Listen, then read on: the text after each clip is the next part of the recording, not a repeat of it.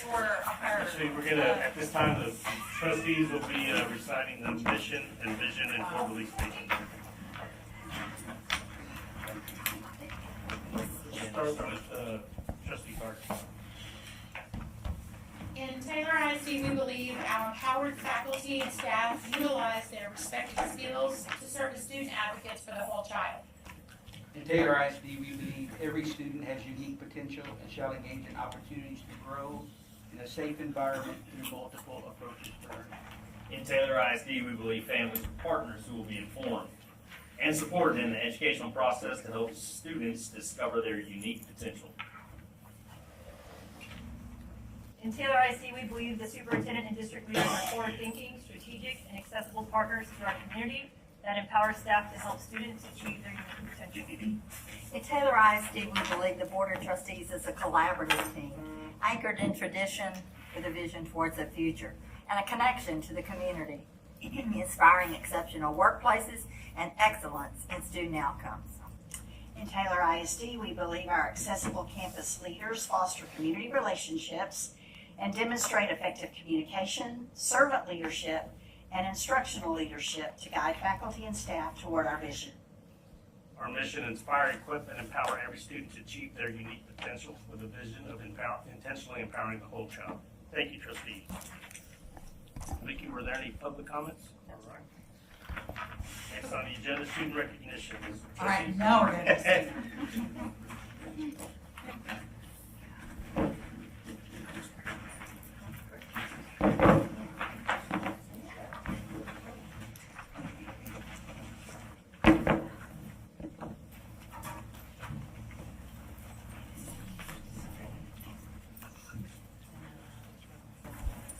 All right, we are going to be recognizing our tennis participants. First up, we have a back-to-back state champion. Congratulations to the 2023 4A singles tennis state champion, Riley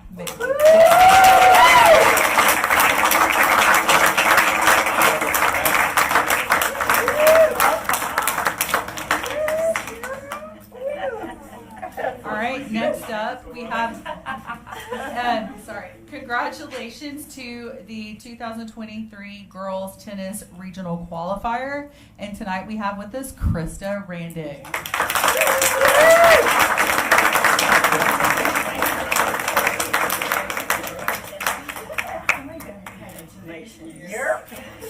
There he is. You gotta stay. Yeah. Oh, right.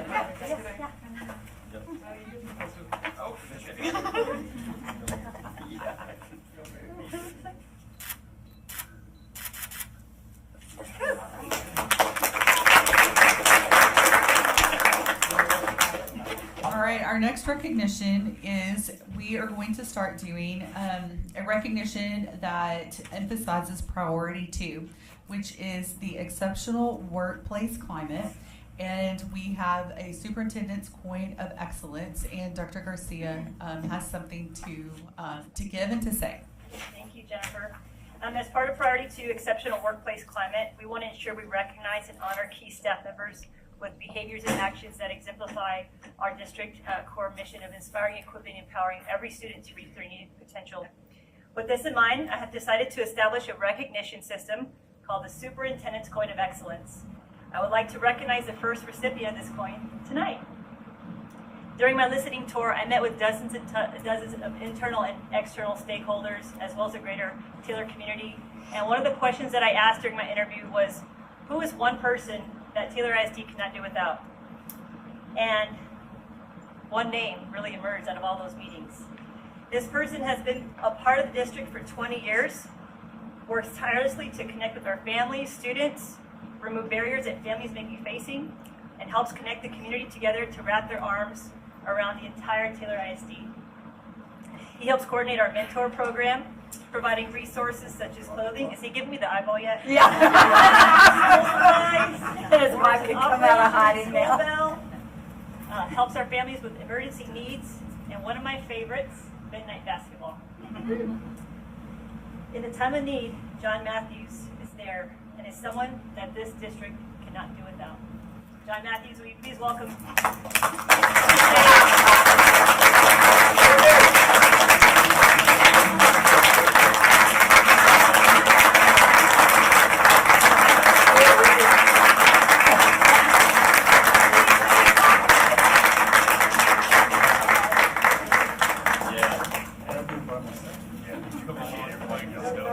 Point of excellence. John.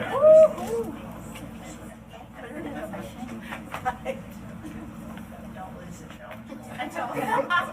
We're gonna do a picture. Yeah. Ready? All right.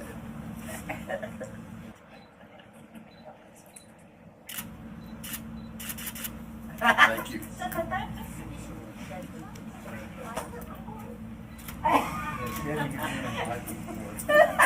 Aren't you glad you don't have to? Worked on it.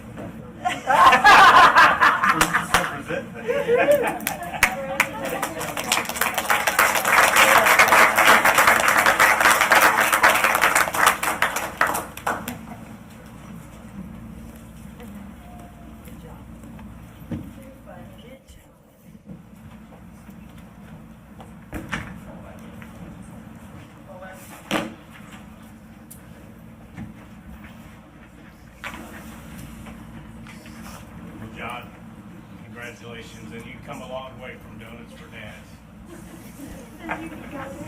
We'll have to share that story with a little bit.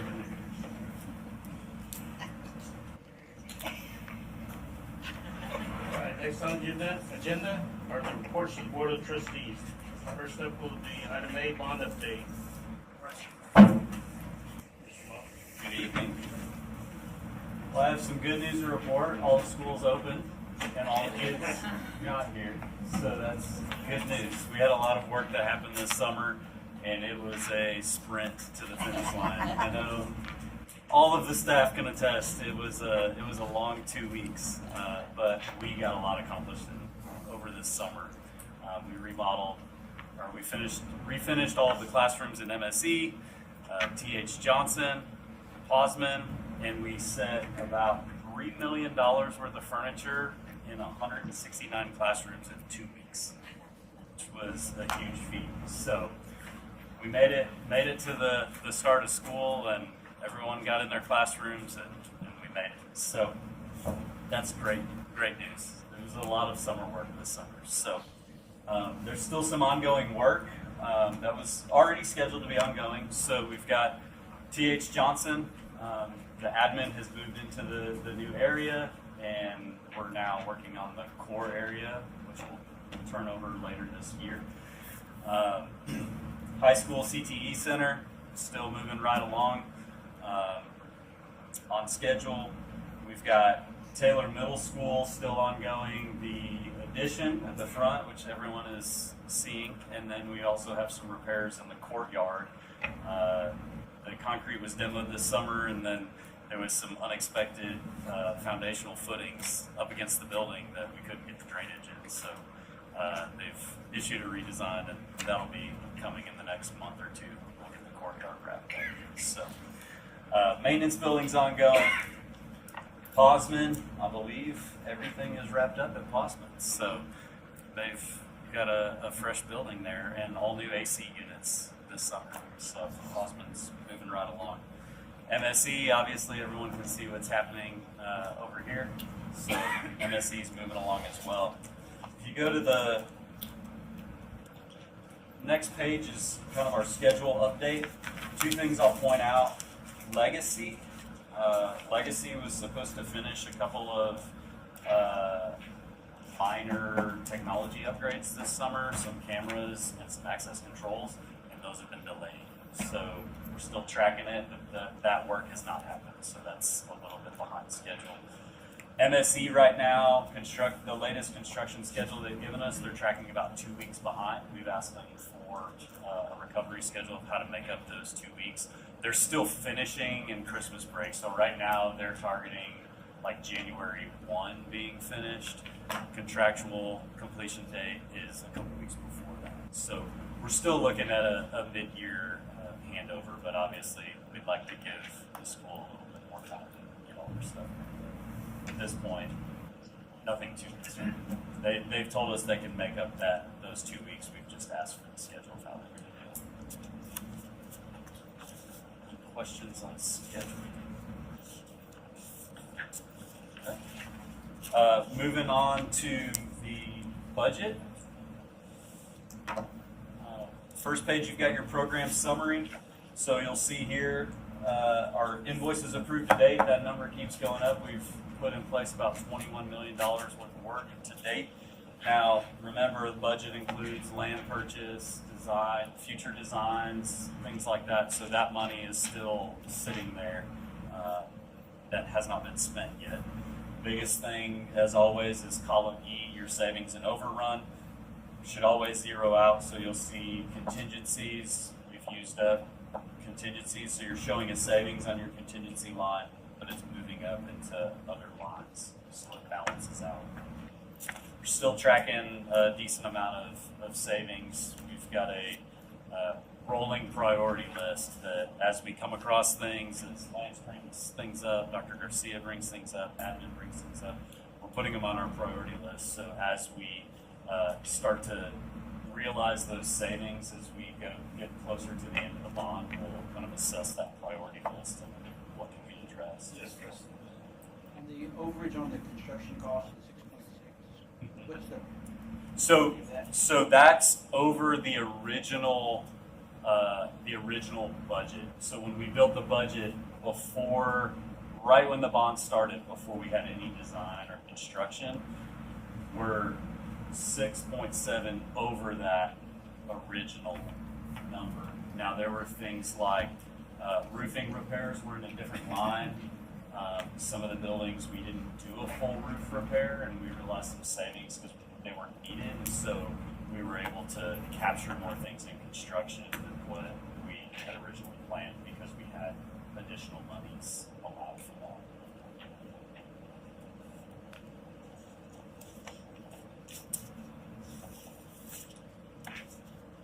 So moving on is kind of the breakout. So our general bond summary. General bond is really kind of the catch-all for things like land purchase, bus purchases, future designs, things like that. That's all captured in the general bond summary. So you'll see here the overall on the general bond is a net savings because we had some construction costs. This is where the roofing repairs and things were stored, and they moved over into actual buildings. Moving on to Posman. So this is where you'd see, Posman had it went slightly over budget from what the original budget was, but it was covered by savings from another building. So we're still balanced out over the whole program here. T.H. Johnson, please stop me if you have a specific question about the school or school budget. Main Street.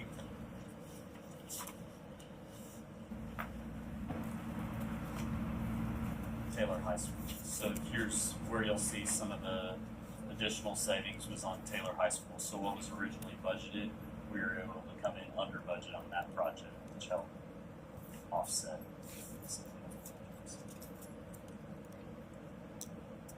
Taylor Middle School. And then Legacy.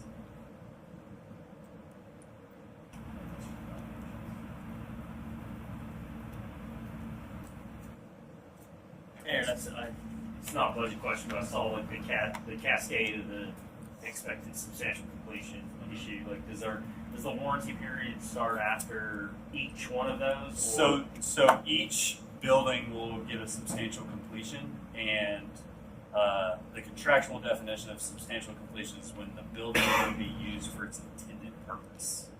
It's when you can hand it over. They may still have little punch items they need to take care of, but they can use the building. So substantial completion sets your warranty date. The architect will issue a substantial completion letter. So it'll be for each school. Okay. Now, the contractor has requested a partial substantial completion letter, like on MSE interior remodel. they want to be able to start the warranties on all the work that they did this summer before they start the warranty on the new build, which is fair. I mean, it's going to be 6 months behind. So they'd like to go ahead and issue those warranty orders for that scope. Yeah. Okay. Quick question, because we still have work going on now that school's back, and we just had our most recent safety meeting. Yep. Are we still keeping track of separating the students and the workers? Yes, as And much as they can separate, they will separate. So all the additions, those are really easy. Temp walls, no crossover.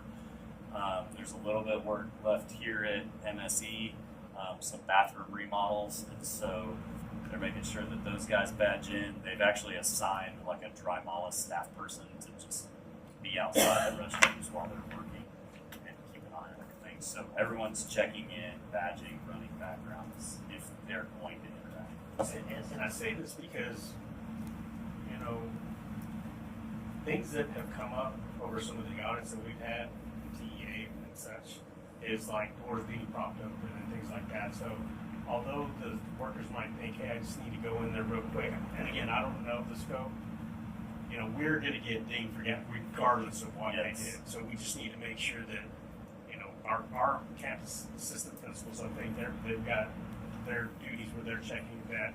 We have our security team that's on the also, but I mean, I guess, again, it's just making sure that they understand. It may seem simple, but you know, it's not simple for us. We've So, reiterated okay. it at almost every meeting. Now, does a door ever get propped? Right. Probably. And we reprimand the people who Okay. do that. But we do constantly drive safely. Appreciate it. And so do their supervisors. Thank you. Any other questions?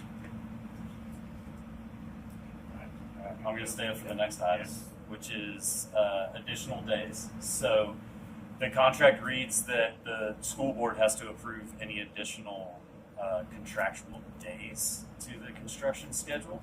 So weather days are a thing, right? So if it's raining and they're trying to do the foundation of the school, they can't work. And contractually, there's contractual language that defines what a weather day is. And so they've submitted for their weather days. We've gone through and vetted all of them. They turn in daily reports, how much rain happened, what were the conditions, photos, that sort of thing. So they've requested, I believe, 19 days on the high school. The other part that hit the high school is there was a gas line that ran under the new CTE center that was uncovered when they were digging the foundation. They had to relocate it. And so when that came up, they actually requested additional days because it stopped work from happening until they could relocate the gas line. So we've gone through all of the days. We've vetted them. We feel that they're contractually due the days that they're requesting. We're just asking for if y'all have any questions, I'm happy to answer. Just the two MSE and Terra. Just MSE and the high school.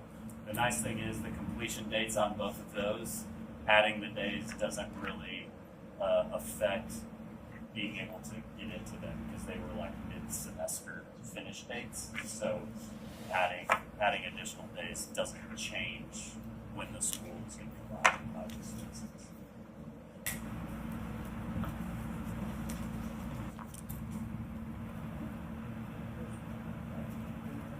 Thank you.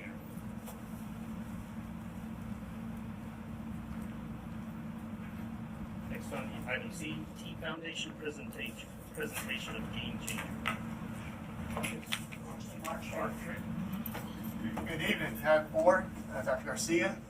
Thank you for having us. So, Mark Schrader here on behalf of the Taylor, the T Foundation, and we're here to kind of provide you our annual report and also to hand out a check. So, I think I've got a presentation.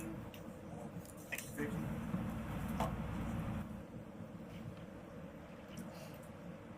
Okay, so first is that, first of all, we're just the district partners with the foundation, helping us supplement the cost of our executive director salary and office space and some other things like that. And so we truly appreciate that investment. What I'd like to show here too is that the return on the investment that the district gets from that. And you can see here on the left there, you've got the district investment. And then on the right there, you can see just in this past school year, we were able to give $83,460 in grants, which included 26 new teacher grants, 16 Mallard grants, which are smaller grants, and then 5 Game Changer grants, which are larger grants, just during this past school year. Of note, we received a $18,000 donation from the W.D. Kelly Foundation, which was used to purchase 2 book vending machines, one at Main Street Elementary and the other at Posman Elementary. So just to show you kind of where your dollars are going to work here, and we're able to put this back into the district. This is just also just kind of a statement of kind of our financial activities, our costs, and the return we're getting. And so you can see that, you know, we've got altogether we got about $131,000 we're able to bring in this past year.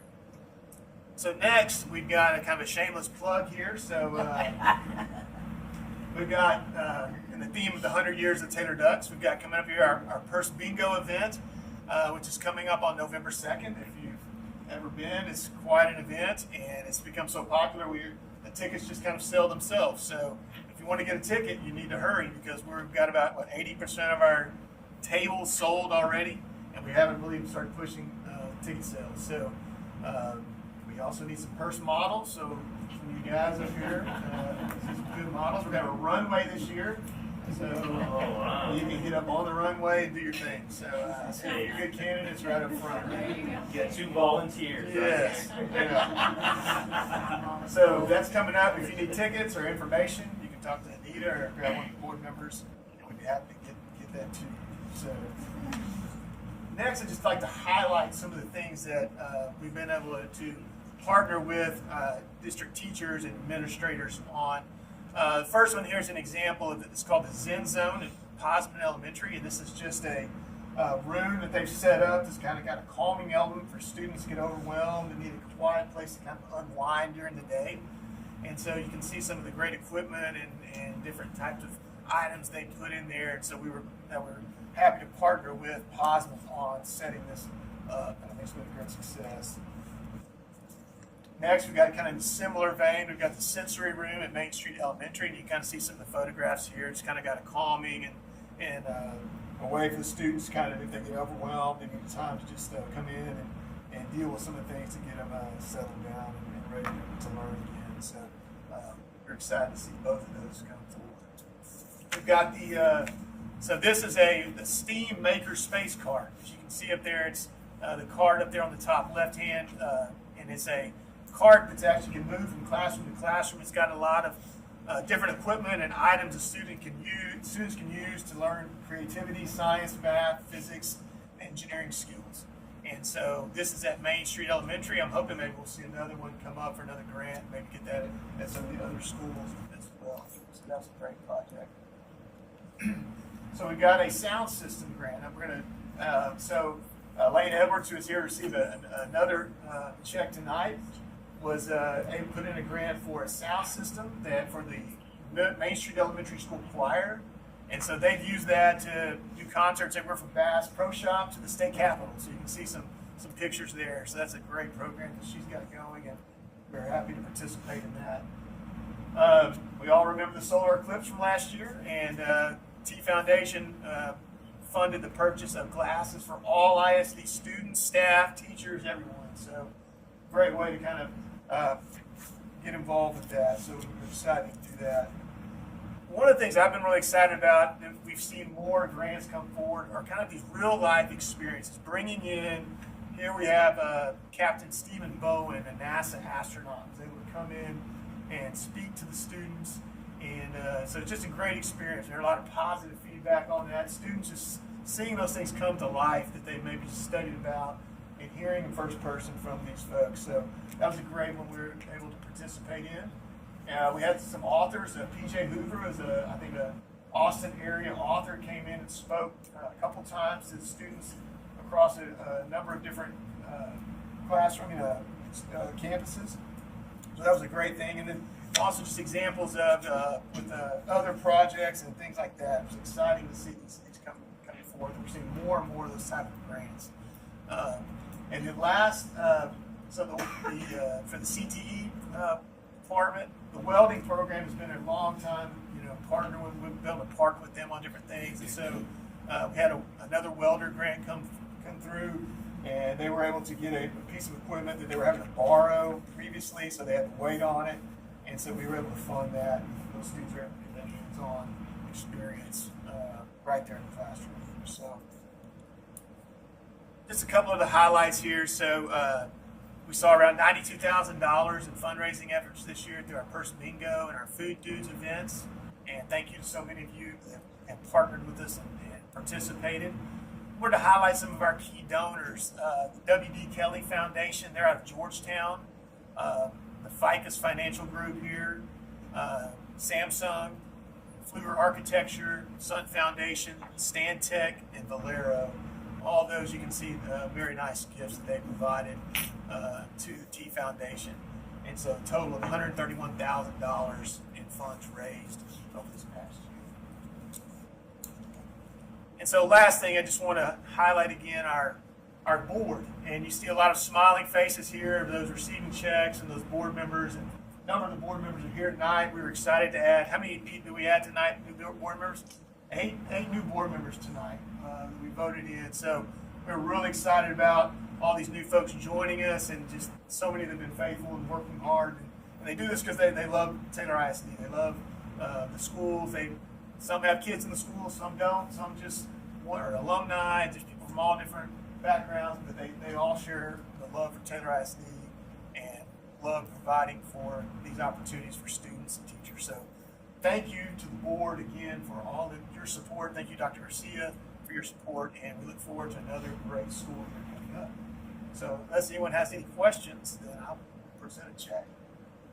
Any questions I can answer? All right. Okay. Thank you all. Elaine, you want to come up? Well, sure.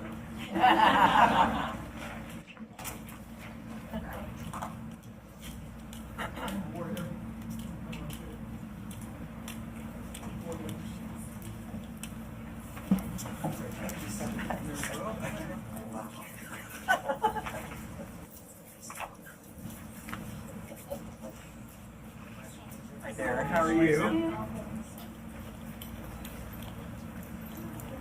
Thanks, y'all. Welcome. Thank you. Looking at Tim, who we looking at? That way first, and then we'll get All right. Hurry, Marilyn. Hurry up.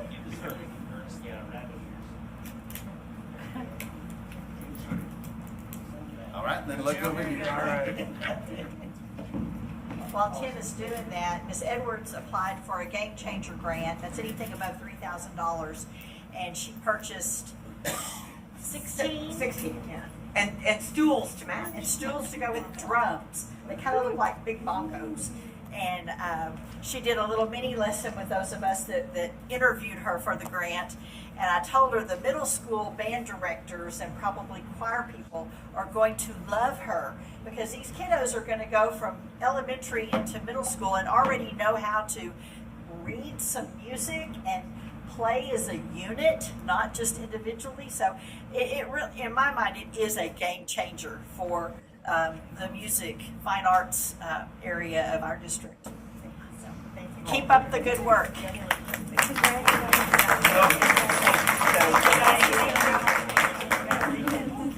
you, guys.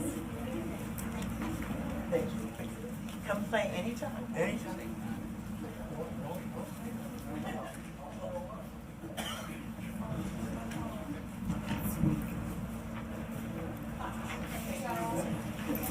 All right.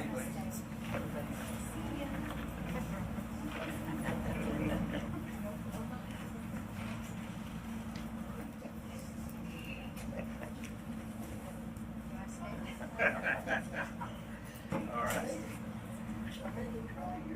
Next on the agenda, item E, the annual investment report. Jen? Good evening, President Ortiz, trustees. The annual investment report, of course, we present this every, oh, it's on. Can you hear me? Sorry. Are y'all able to hear me? I'll speak a little louder. Better? Appreciate it. Yes, Okay, ma'am. yes. So this is a report we bring to the board every year just to go over last fiscal year's investments. Looking at the report, the first line item is our Citizens National Bank, our general operating account. As you can see, at the beginning of last fiscal year, we started off with $24.6 million. We ended the year with earnings in excess of $1.3 million. Looking at the Lone Star Investment Pool, our general operating funds, we started off with $3,500 in that account. We did go ahead and increase that, move some funds to that account, about $4 million, and that did help a little bit on our increase in earnings. At the end of the year, it was $88,000. The next line is the Lone Star Investment Pool, but this is the invested bond funds. We began the year at $82.1 million, beginning market value, and ended the year with an earnings of $5.5 million. The last item is the smallest, our Texas Class General Operating Fund. We started the year at $181, and we're ending with an earning of $89 in that fund. So the grand total of interest earned in fiscal year 2024 was $6.4 million. Any questions?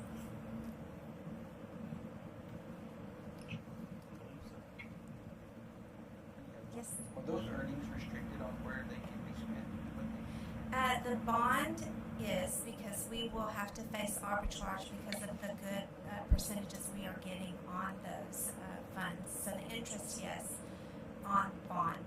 The other, no. Our general operating funds, we have included those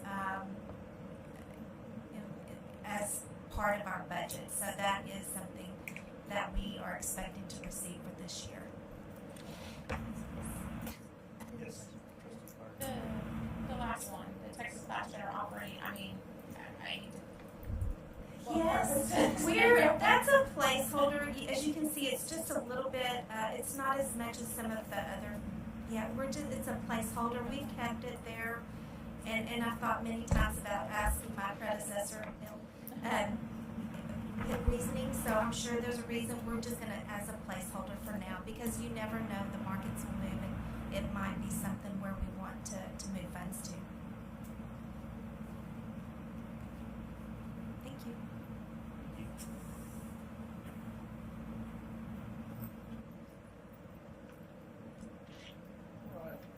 Next on the agenda, secondary cell phone procedures and update. Ms. Paskey. All right, I'm gonna invite Mr. Womble and Mr. Beadle to the front so they can share their experiences. But I just want to give you an update on these phone pouches that are being implemented at the middle school and at the high school. They're called Cell Locked. Some of our board members got the opportunity to see them when they were here for a safety meeting.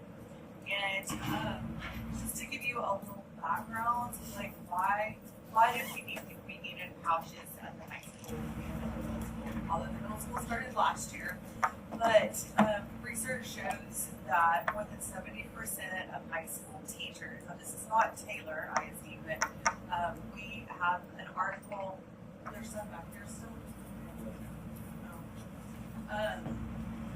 Show that actually that cell phones are a major problem in the instructing during class.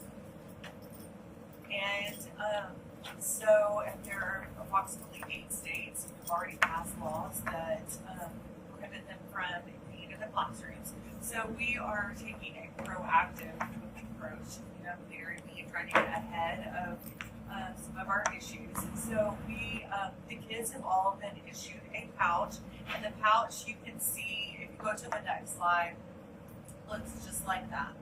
And this pouch, actually, once it goes in, the phone is all cell signal, texting, all things are locked. And so when you snap it together, if you're familiar, you like to shop, you'll know the little magnetic things that are on your clothes. It has one of those, and it like shuts and closes. You actually cannot you cannot open it without a magnet, and it's only a certain magnet. So I'm going to let these two guys tell you a little bit about how they're implementing them in their campus and how it's gone the first couple of days. So at the high school, we tried to modify it a little bit because we wanted to make sure that, you know, we're dealing with young adults, so that are going to the adult world. So we want to make sure that we can teach responsible, accountable use with the cell phone. 100% is a distraction in the classroom. So for us, the high school, we have the magnets, and we place them around the school building. So there's about 20 magnets, 4 upstairs,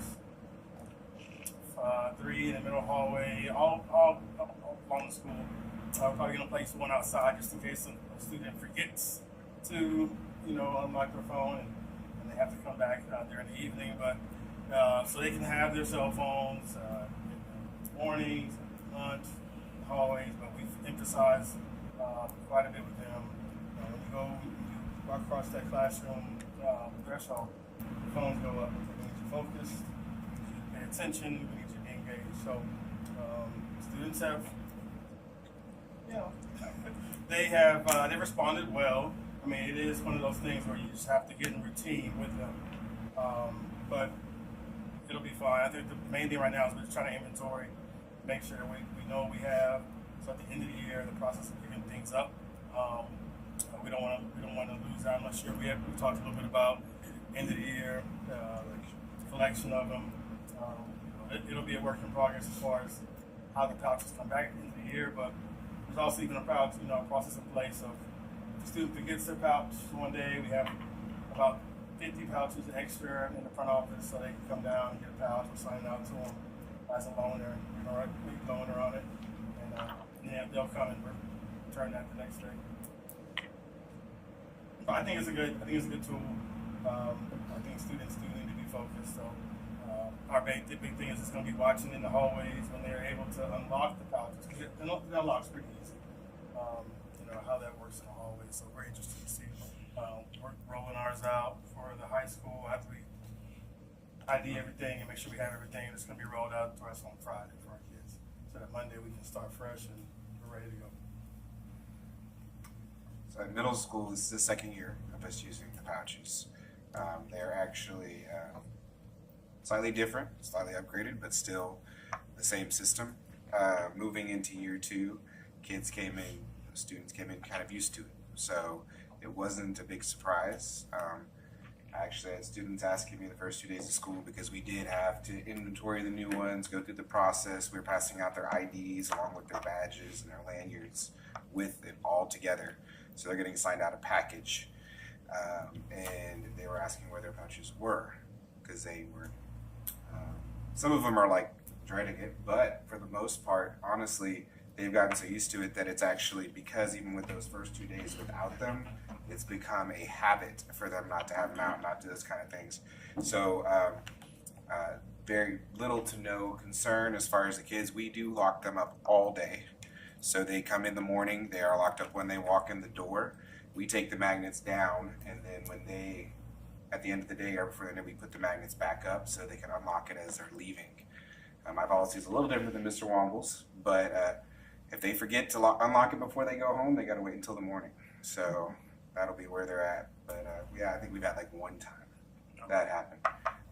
But like I said, it's been great for as far as distracting. The biggest place we noticed it, I think Mr. Ortiz and a couple people have mentioned that before, is really just the interaction of the students in the cafeteria, in the classroom, in lunchtime. Things like that, they really do focus on each other versus focusing on a device. We've even stopped them allowing them to use their iPads during lunch, and that's really got them to interact with each other. It really did. It did take a little bit of growing pains to get them there, but they definitely are at expectation. I just told our team the other day, our sixth graders coming up, and I do want to brag a little bit on my elementary principals. These sixth graders coming up have been awesome, and they already came prepared and ready, knowing what they need to do. So we had a lot of kids ready for it. So they already know what their expectation is, and we kind of prepped them before the year end began. So they're excited. I don't know. I think our freshman class that came in, they were used to having them at the middle school. So now to get a little bit of freedom with them is, you don't. I mean, when you walk in class, especially our freshman classes right now, like it's normal to them to not have their cell phone.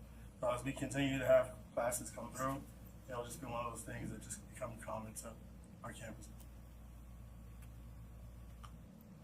Any other questions? Quick question. Or did you? Go ahead. Go ahead. Go ahead. I just, are you gonna maybe keep an eye on, tardies, into class and, passes wanting to go to the restroom so that they can go, like, I don't know exactly where all the magnets are going to be, if they're that available for someone to wanna go to the restroom and.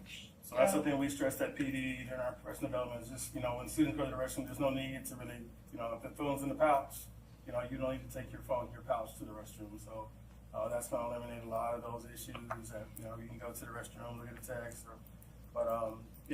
they won't be able to take that pouch to the restroom. I understood, and correct me if I'm wrong, that in the high school, the pouches are gonna go in a spot, please. They'll have a little space, they don't get to keep the pouches. They I thought do, that's what they Lauren- do, they get to Okay. keep the pouches. Our teachers, we met and they wanted students to be able to keep it, especially if we're talking about, we're teaching, responsible use. So they're gonna keep the pouch, but they won't be able to take the pouch out of the classroom when they go to the restroom. I mean, it's a pretty decent size. Yeah, it's about this. And Trustee Miller and then Trustee Tibble. Yeah, I know, with my boys, a couple of them have said sometimes the teachers incorporate, whether it's a little quiz or they look something up, have most of the teachers have been receptive to it also, like it hasn't been an issue, So for us in middle school, the kids have iPads all day. So 7th and 8th graders have them. They take them home. Everything else, 6th graders, they have to learn that responsibility first, so they keep them at school. But they have access to their iPad all day. Anything they can do on their phone, they can do on their iPad. I don't want to say I discourage it, but there have been some parents, a few that are like, well, how do I get in contact with my kid if I really need to? Well, we say call the office, but also if you really want to say something, send them an email, and then sometimes they'll respond or something like that in class. So as part of that, the students do know that, and the teachers know that we're going away from using that device. Because I will say one of the biggest things that our adults had to get used to was that they needed to also be mindful of what they were doing. Because if they're in class and they're constantly checking their phone or looking at something, or every time it buzzes. So I had a teacher today that I had to go talk to her about something, and I was like, hey, I sent you a message. She's like, I haven't looked at my phone in 4 periods, Mr. Behill. And I was like, great, great. Because they're just so used to, they put it on their desk because they know that the kids will also call them out if they're looking at their devices or they're doing their thing, because, hey, I don't get to use that either. So it's been great. The teachers actually love it. Okay. So I haven't had any pushback as far as that. There's been a few apps, there's been a few little things that have had some glitches as far as being able to use them with the iPads, but those have been resolved really quickly. Usually with technology, it's been like we found an alternative, or we found just a different way to do something. Yeah, so same thing. We actually brought some teachers in this summer and talked to them about it. We showed them the pouch, we let them use it, we let them handle it, we let them unlock, and we just want to get their feedback and just kind of say, well, in the classroom, how do you want this to be implemented? Give us your feedback. What do you think? So this is kind of what we came up with our plan as a high school, is just to make sure that they understand that if an emergency comes up, like we used to do, right? We can call the front office and we can get a hold of somebody, and we'll make sure that the student is aware. Not to be a negative Nancy, I have heard that there are children who use their creativity sometimes for things that are not necessarily good for the world. Have you heard any rumors of burner phones? I haven't So- seen a lot. I so- mean, yeah, that's a thing. We've had a couple incidents of that at the middle school where students put a phone. For example, there was one that I found at the end. The kid turned a pouch in and it had a phone in it, and I was like, "What is this?" And it was a broken phone. I will say that one of the big things we stressed last year was that the pouches are a deterrent. They are not a. We don't check the pouches every day when they come in to make sure every kid put their phone in a pouch. But every student knows that if you see their phone, even if as far as my behavior teacher, my APs, my hall monitor, if they see an outline of a phone in a pocket, we're gonna call them out on it. So they know that, let's say a kid puts a burner phone into a pouch, they're still gonna have their own cell phone still in their backpack somewhere hidden in there. And the chances of them even having a moment to pull that out are gonna be this big. So every once in a while we'll catch somebody. But I will say that's probably, I'd say 5 times last year. And it really, once they start to realize that the effort they need to put in to go through that process is just too much to really need that, and the fact that they can, if they really needed to, we've had some people be a little more creative with like using iMessage on their iPads to message their friends or things like that versus that. But also the benefit of that is it's tracked. So if something is inappropriate, something they shouldn't be sending, things like that, we're able to see anything that may be concerning. That'll pop up on our alerts. Yeah, just remember, part of our policy is, if a teacher's in class and they say they have a fake phone in there, and their phone goes off, it would be noticeable at that point. It'd be noticeable. So at that point, the phone goes to the front office and the student. So we have a text us the first time the student can pick it up, the second time the parent has to pick it up, and have a conference with their administrator. So I would assume so, but all our subs or anybody coming on into a classroom is very clear. They know the rules and what's going on, what they need to do. Yeah, we'll have to probably go over it more and more as we implement, especially for us at the high school. We're just gonna have to continue to talk to teachers about policy. We never want teachers to get into a battle with a student over a phone. Just don't call us, call the administrator, call our hall monitors, and we'll come deal with the phone. Because once again, it takes away from the other kids trying to learn when we're tackling the phone. So, I just want to say thank you. I applaud you guys for doing this, and I think something like this could really be differential for us and for our kids, so that there's more learning time in the classroom. So thank you both. I know you take some heat, but greatly appreciated you guys stepping up and helping us achieve our goals. no problem. So you guys both answered the questions that I had. But I want to reiterate thank you because I talked to Dr. Garcia and I say, look, when I'm making sales calls and I'm traveling around, the only thing I hear on the radio, talk radio, is certain ISDs starting to implement this, and for us to be one of those is great. I also heard where one of the state legislators well, we don't want to make it a law, but we might do something, which to me that takes away out of the local control that we have, and the government at that point starts trying to take over and dictating what we want to do. Where for the longest time I always advocate for local control, and although we still don't have as much local control as I'd like for us to have as a school board, we're getting some of that back. But yes, this is a good step. And I do really have one good question. What about the parents? How is their feedback, or how are their reactions to? So in 2 years, I've had, and I'll be honest, when this was first brought to me, that's a big thing I was concerned about. As a parent, other parents saying, how do I get in contact with my kid? This is my device, this is my kid's device. I've literally had, I would say, 3 parents have any concern about it, and those usually have been resolved pretty quickly as far as following the basics, as far as call the office, you can email them, any of those. I will say the outpouring of the same feelings that you guys have was more of what I had. I've literally had probably 15 to 20 parents reach out to me personally and say, what can we do to help continue this in this way they're doing? Is there anything we could do to support you in advocating for what you guys are doing? And so it really was, it was surprising, and yet it was exciting to have that kind of support from the community on that side. So I really did not. And like I said, even with the students, I expected a lot of let's try to hide the phone, or a lot of grumbling, a lot of anger, a lot of complaints. And it really was, well, this is the expectation. This is what we're going to do, and this is how we're going to move forward. And it was consistency, and then it was letting them know this is what we're going to do. And they've kind of really they've stepped up. Yeah, I echo that. So I sent a letter out to parents and community saying this is what we're going to do this year, and I was kind of expecting to get some pushback a little bit, but not at all. Not at all. Most of what I got was, "Hey, we support this. This is great." We had a couple questions about the logistics, and we answered those pretty quick. But yeah, it's been very well received at this point, and even for the students, they know now it's coming. Like, we have the magnets in the hallway; they can see the progression. They know what's about to happen. So I think they're actually grateful that they don't have to pit it up all day, right? So we're saying, hey, if you want to keep it this way, let's make sure we're responsible. Yes. Did any parent ask for a pouch?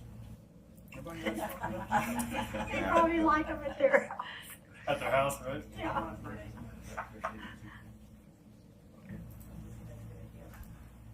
Any other questions? Thank you, gentlemen. Yep. Thank you. Thank you. Just thank you. All right, item G, strategic scorecard priority goals.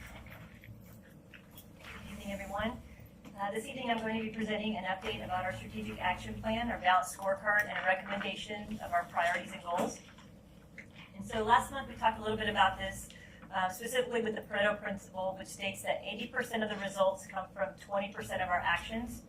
And we therefore want to make sure that our actions are systematic and are intentional by design. Our purpose is to achieve and accelerate results that occur in something called a flywheel. If you think about, is it called a pinwheel? Those things in the summertime that just spin around. That's what we're trying to do here, is get ourselves into this flywheel where our systems are aligned and those arrows start accelerating. And so we want to make sure that our behaviors, our processes are all aligned to our goals, and we're rooted in our purpose, a clear purpose of our work, worthwhile work, and making a difference as an organization. And so when these behaviors are aligned with our goals and our processes, that's when we start seeing the acceleration. And next slide, thank you. So having a clear plan through our strategic works helps us accelerate that flywheel. And so what we want to accomplish with our strategic plan is to make sure that we have intentionality, we have clear communication and feedback loops, that we have follow-through and systems and processes that are clear, that we have levels of internal accountability and outward reporting as well. And so last month I brought you 11 goals, and since then I've had a chance to meet with certain groups, specifically our principals and our district leaders, and they have several times, I think they have almost memorized these by now, but they have vetted these and really helped me crystallize these goals. And every group that I've brought this in front of, they have helped improve it immensely every time. And so that was the goal starting out, is to make sure that we have clear priorities and goals that are easy to articulate. I think I gave the example of if a community member were to pick up our strategic plan, that they could easily understand that. And I think, and I'm pretty confident, actually I know that we have accomplished that. So thank you, principals and district level leaders, for that. And so we have 4 priorities that are centered around students, staff, our stakeholders, and stewardship. And the first priority is excellence in student outcomes. 1.1, we want to increase academic achievement. 1.2, ensure safety and well-being. 1.3, increase engagement through well-rounded experiences. This means activities such as fine arts, athletics, UIL, clubs, and organizations. And 1.4, increase college and or career readiness by graduation, making sure that every student is equipped and empowered to pursue their dreams. Priority 2 is related to our staff. We want to make sure that we have an exceptional workplace climate. 2.1, increase morale, recruitment, and retention. 2.2, ensure strategic compensation and benefits to make sure that we are competitive with our surrounding districts. And 2.3, this is one that was added, ensure continuous professional development and training. And so basically what this is saying is we want to make sure our staff is equipped with the proper tools and training they need to be successful in our classrooms and our schools. Priority 3 is involving our stakeholders, which are parents and our partnerships in our community. And 3.1 is to increase family engagement and satisfaction. We know that parents are our partners and we want to continue to strive for that strong partnership. 3.2, ensure community engagement and satisfaction. We know that we are stronger together when we connect with our community partnerships. We saw that with the T Foundation this evening. I also personally saw this for all the back to school events that happened. The whole community came together and you really couldn't make it around the whole town with all the events, from school supplies to free haircuts to different kickoff events, movies in the park. We're better when we are partners together with our greater Taylor community. Stewardship is our priority 4, and 4.1 is to ensure fiscal responsibility and financial management.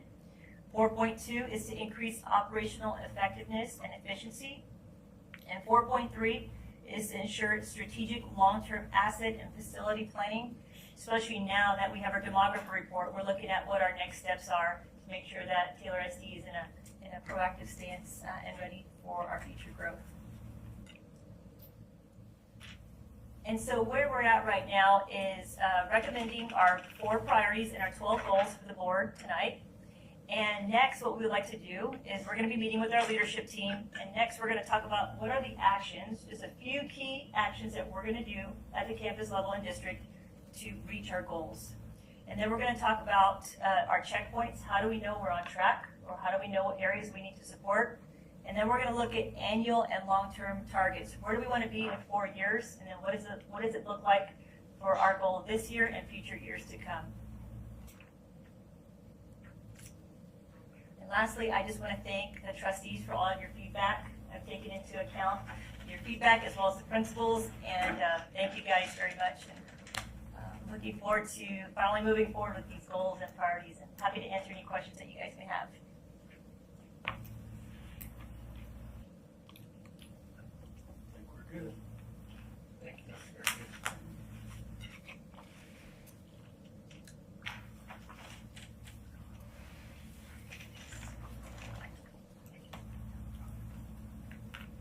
All right. My glasses are-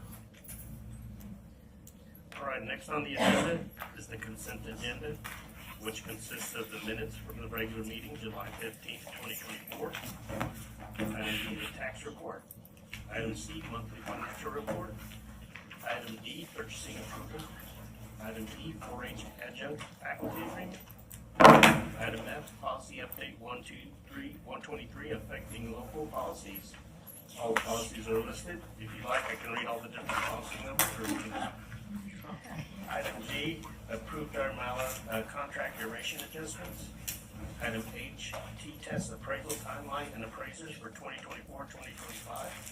And item I, approved revision to strategic scorecard priorities and goals as presented. Is there any item on the consent agenda that a trustee would like to remove for further discussion? We have to remove.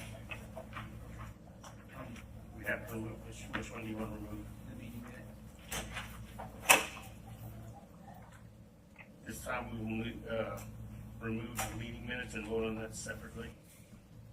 So that being said, are there any, I'm in the motion, open for a motion to present, to approve the consent agenda minus the item A minutes of the regular meeting July 15th. So, I second. Motion by trustee Carter, second by trustee Buzan. All in favor, raise your right hand. Anyone opposed, do the same. Motion carries 6-0 with 1 absent. All right. That being said, item A, trustee Buzan. Just a correction, spelling of my last name.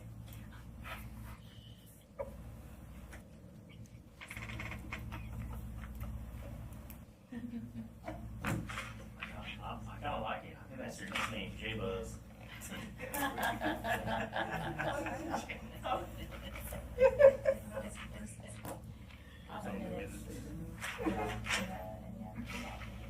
It'll be on the-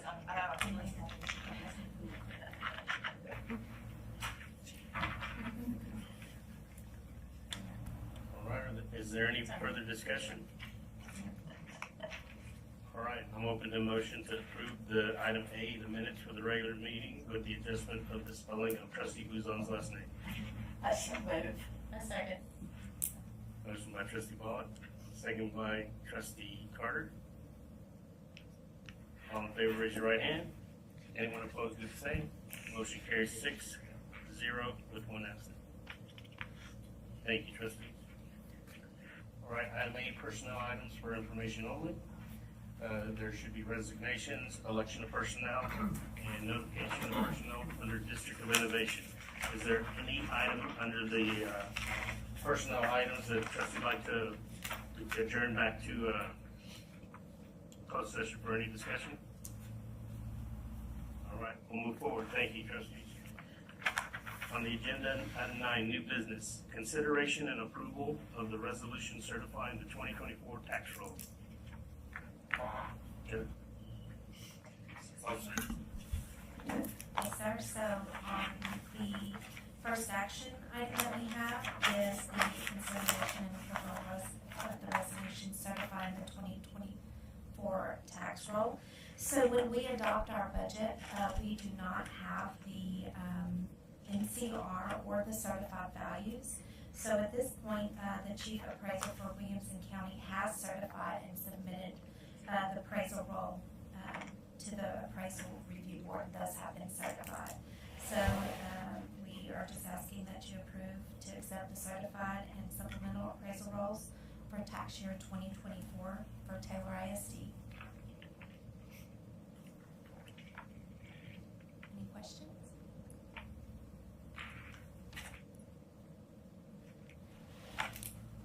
How did they compare to budget? It was fairly close. Of course, we do expect more units to be added to as we go through this year. So we should be very close. Yes.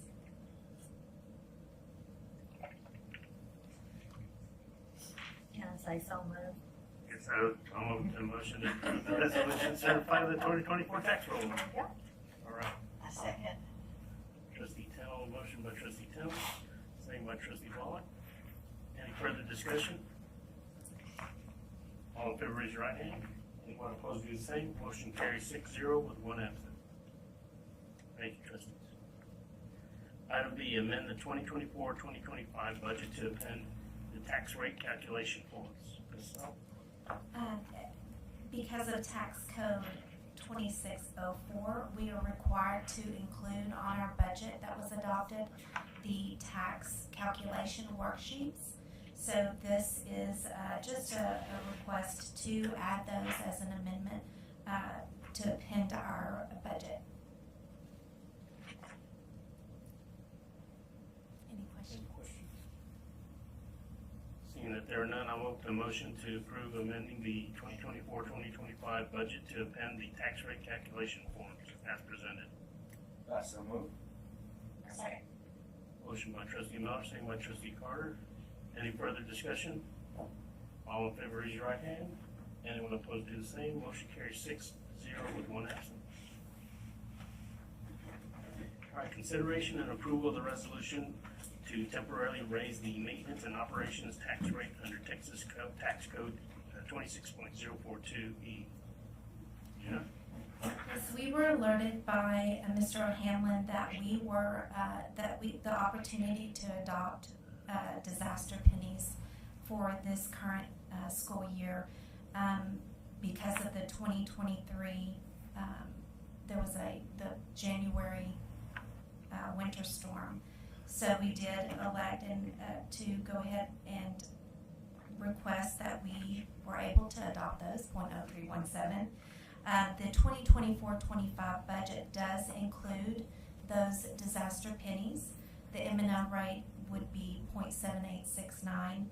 If we did not adopt the disaster pennies, the rate would be 0.7552. We are asking that you approve the resolution to temporarily increase the M&O tax rate to 0.0317 under Texas Tax Code 26.042. Any questions? Seeing that there are none, I'm open to a motion to approve the resolution to temporarily increase the maintenance and operations tax rate by 0.0317 under Texas Tax Code 26.042 as presented. Motion by trustee Luzon, A second. second by trustee Boland. Any further discussion?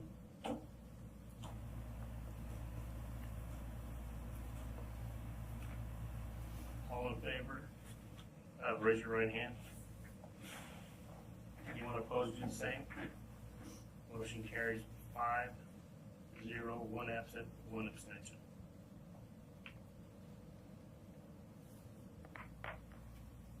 Item D, consideration and adoption of the ordinance to set the 2024 Taylor Isley tax rate. Again, because of the January 23 storm, we were eligible to adopt the disaster pennies that will temporarily increase the M&O tax rate by 0.0317. At the same time, we spoke to our financial advisor, and they did let us know that we would be able to cover our debt if we kept the rate, the INS rate, and lowered it to 0.3131. A result of this would be no change in our tax this year. The tax rate will be 1.1 if adopted.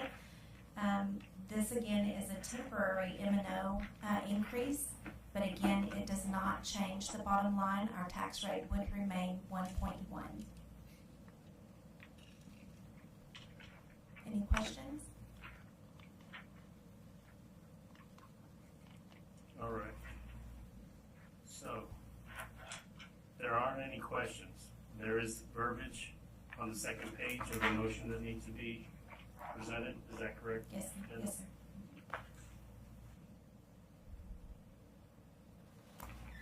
If I could have a volunteer? All right. All right. This is your motion, right, trustee Carter? Correct. All right. Thank you. I move that the Board of Trustees adopt the resolution as presented, making certain findings under Texas Education Code 26.042E concerning setting the maintenance and operations and debt service tax rates of the Taylor Independent School District for the year beginning on January 1, 2024 and ending December 31st, 2024. And I further move that the district's maintenance and operations tax rate on the $100 valuation be adopted and levied for the tax year beginning on January 1st, 2024 and ending on December 31st, 2024 in the amount of 0.7869 on a $100 valuation payable in lawful currency of the United States for the support and maintenance of the public schools of the Taylor Independent School District. And that the district's debt service, interest, and sinking fund tax rate on the $100 valuation be adopted and levied for the tax year beginning on January 1, 2024 and ending on December 31, 2024 in the amount of 0.3131 on $100 valuation payable in lawful currency of the United States for the payment principal and interest payments on approved and issued bonded indebtedness of the Taylor Independent School District. This tax rate will raise more taxes for maintenance and operation than last year's tax rate. The tax rate will effectively be raised by 6.87% and raise taxes for maintenance and operations on a $100,000 home by approximately $29.40. A motion by trustee Carter, I'll second. second by trustee Wallet. Any further questions or discussion? All in favor, raise your right hand. Anyone opposed, do the same. Motion carries 6-0 with 1 absent. Thank you, trustees. All right, item E, Impact Counseling Services Memorandum of Agreement. Ms. Patrick. Yes, tonight we bring to you all the MOU for Impact Counseling. Impact Counseling is a group of licensed professional counselors, short OPCs, that have been working with our district for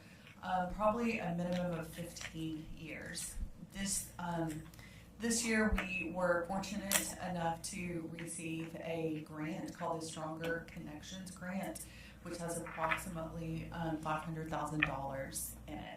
And I know when I was gone last board meeting, y'all approved community and schools.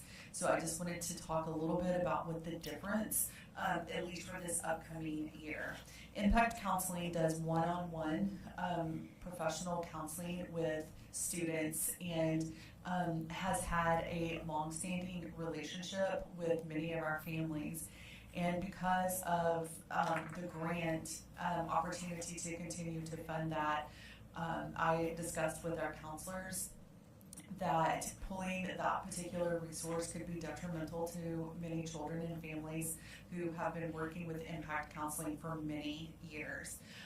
This year, Community in Schools is going to be working in a different capacity to be able to help us with attendance and getting their feet wet and what Taylor ISD is all about and how they can support our families doing more actual parent engagement. Although they are also capable of providing counseling, they are going to have a different focus for this year. So that is why we continue, at least for this year and hopefully next year, since we have a grant that 100% covers the cost of both of these programs, that it is just adding a lot of extra new support for our students. Any questions? Yes, trustee. I just want to make sure I understand the term of reference, 11 days per week.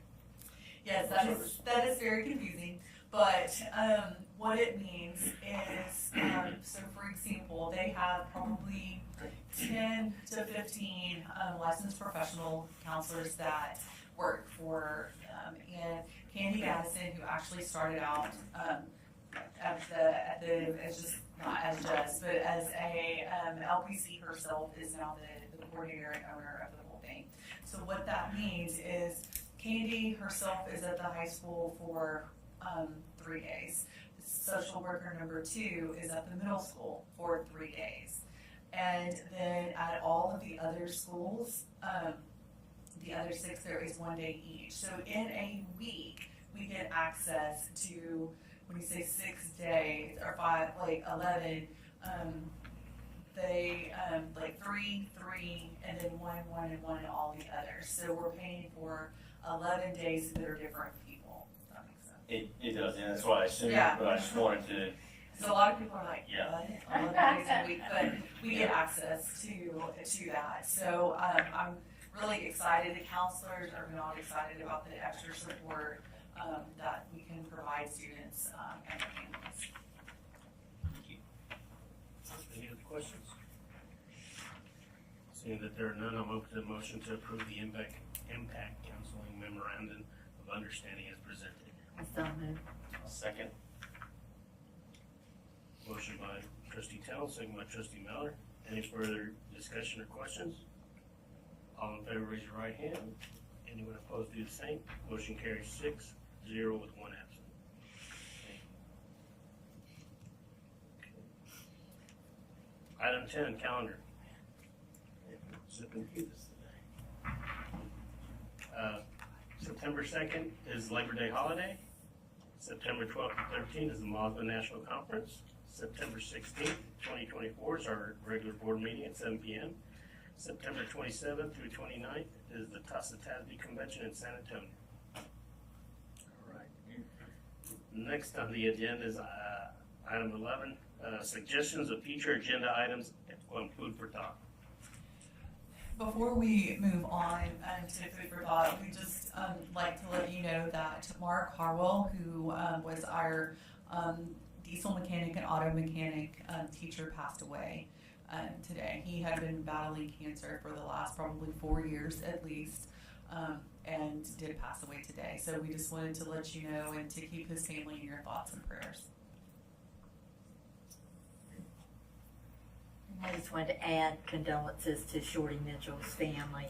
his brother passed away, and services are Saturday. I have some more information if anybody wants them. Shorty's doing the majority of the work for the wife, and anyway. We, hopefully we'll have any kind of service information for Mr. Harwell also. You know, I just saw his wife last week at the hospital, and they're trying to make arrangements to transfer him. Yeah. All right. Any other items for future agenda items? All right. Seeing that there are none, and I do not believe we need to go into closed session in regards to property. All right. That being said, last item on the agenda is adjourn, so I'm open to a motion to adjourn. Motion by trustee Luzon. Second. Second by trustee Mallard. All in favor say aye. Aye. We stand adjourned at 8:17 p.m.